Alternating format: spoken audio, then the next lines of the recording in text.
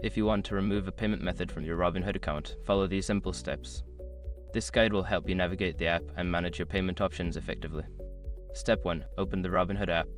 Launch the Robinhood app on your mobile device. Make sure you are logged into your account to access your settings. Step 2. Go to Account Settings. Tap on the account icon located in the bottom right corner of the screen. This will take you to your account settings where you can manage various aspects of your account.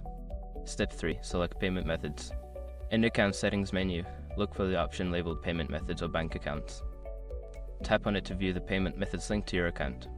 Step 4. Choose the payment method to remove. Find the payment method you wish to remove from the list. Tap on it to access more details and options related to that specific payment method. Step 5. Remove the payment method. Look for the option to remove or delete the payment method. Confirm your choice when prompted to ensure that the payment method is successfully removed from your account.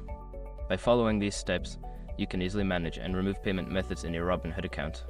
If you encounter any issues, consider reaching out to Robinhood's customer support for further assistance.